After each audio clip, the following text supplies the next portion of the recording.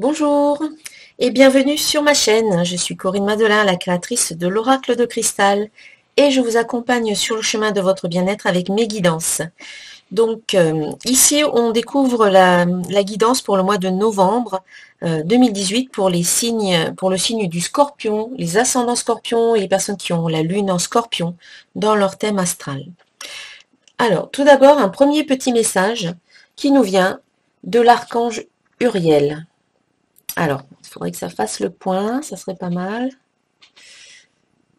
Je vais y arriver. Alors, une magnifique transformation spirituelle s'opère en ce moment dans ta vie et dans ton monde.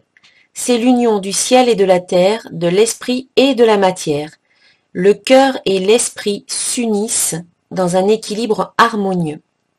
Donc, accompagné par l'archange Uriel, donc qui nous aide dans cette transformation et dans cette recherche d'équilibre entre les deux mondes, entre le monde terrestre, entre le ciel et la terre en fait. Donc merci archange Uriel.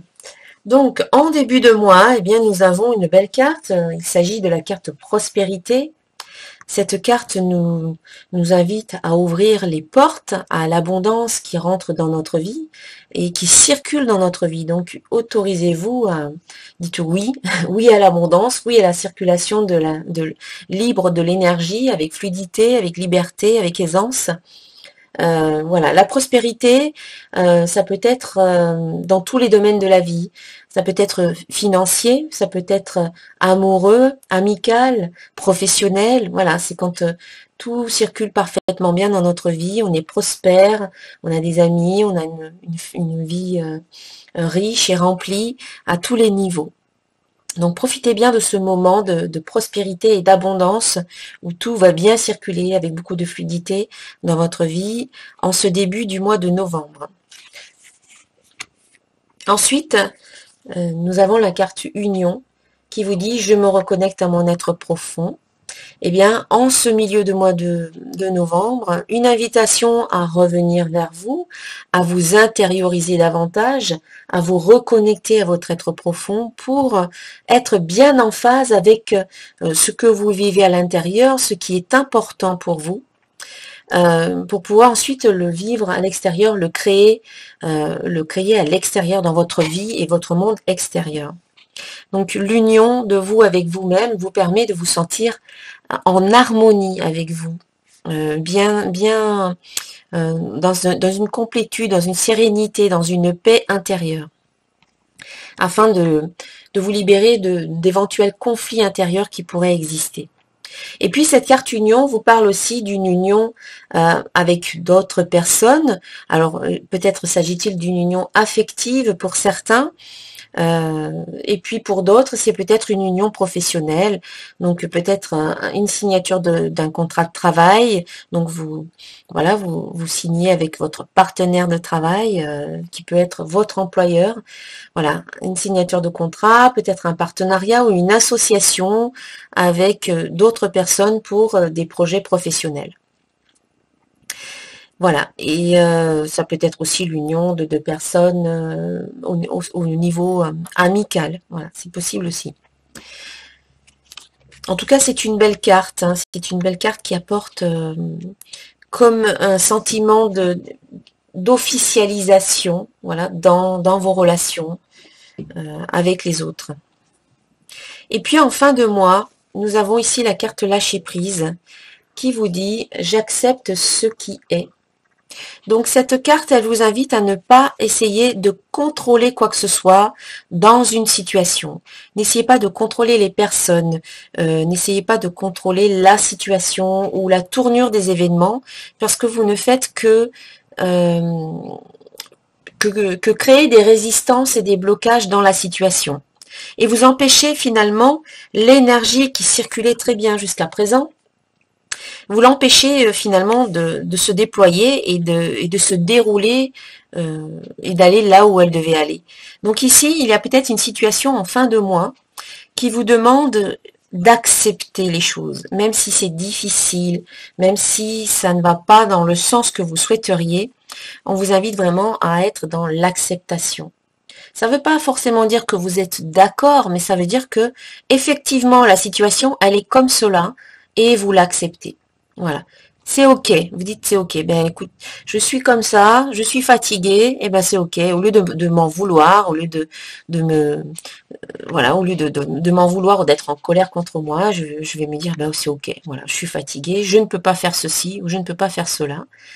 Eh bien je vais me reposer. Voilà, j'accepte la situation comme elle est en ce moment, c'est ce que je vis, c'est ce que j'ai à vivre, et je, à un moment donné, en acceptant, je vais trouver des solutions pour sortir de la situation. Certaines solutions vont pouvoir se présenter à moi parce que j'aurais laissé, finalement, j'aurais laissé l'énergie se dérouler et aller jusqu'où elle devait aller. Et donc, il y a peut-être des solutions qui émergent, il y a peut-être des personnes qui peuvent m'aider, il y a peut-être de nouvelles situations qui arrivent dans ma, pardon, qui arrivent dans ma vie. Et donc, pardon, il faut accepter parfois les choses pour qu'on puisse ensuite s'en sortir. Ensuite, en ce qui concerne le domaine professionnel et financier, j'ai tiré une carte divinatoire d'Algariel. Donc, il s'agit de la carte 29, c'est les messagers. Donc, on a des oiseaux. Voilà. Un petit peu, on dirait un peu aussi le symbole du yin et du yang, avec un oiseau blanc, un oiseau noir. Et j'ai recouvert cette carte d'une autre carte, la carte 23. Il s'agit ici de la corde. Alors, on va voir un petit peu ce que cela signifie. Donc la carte avec les oiseaux, c'est la carte présage. Voilà. Donc la carte au présage nous dit, donc c'est une carte liée au monde spirituel. C'est une dualité complémentaire, le yin et le yang. Symbole de lutte intérieure, elle indique qu'il est temps de s'harmoniser.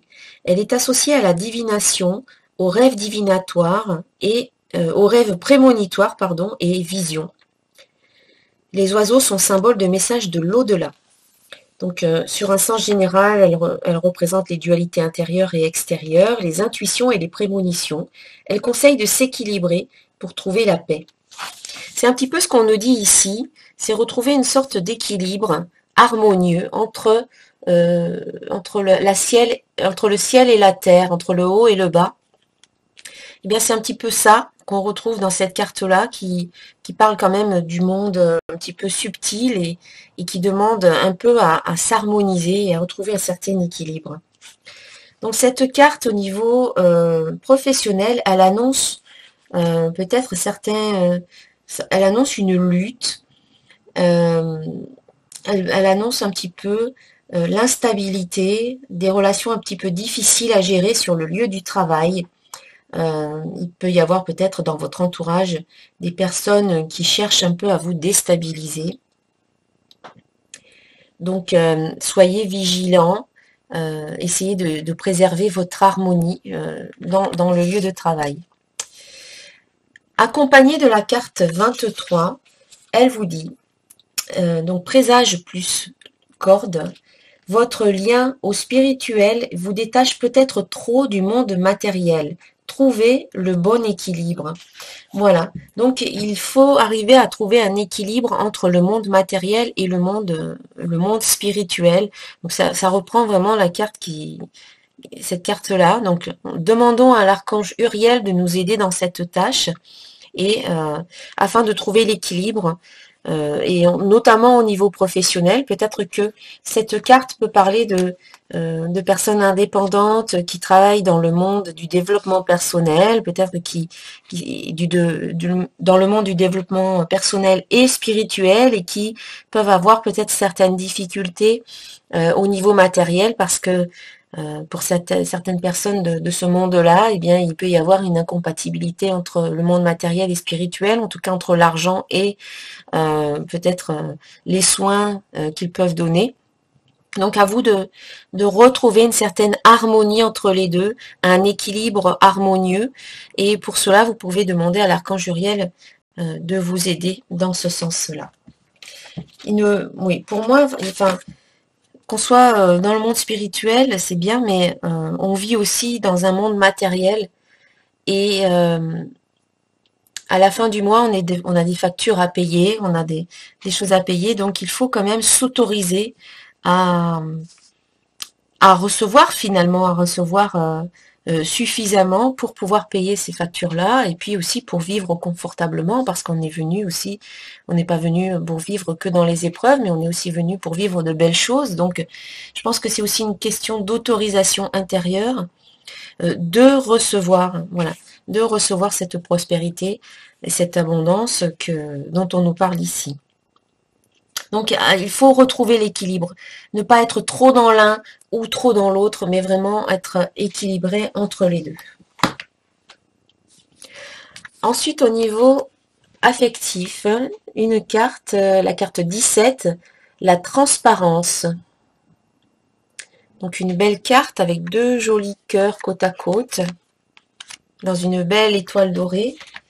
Et donc cette carte t'invite à faire confiance à cette abondance du ciel qui est promesse d'amour ou de rencontre de l'âme sœur et l'âme étoile. Donc on parle encore d'abondance ici.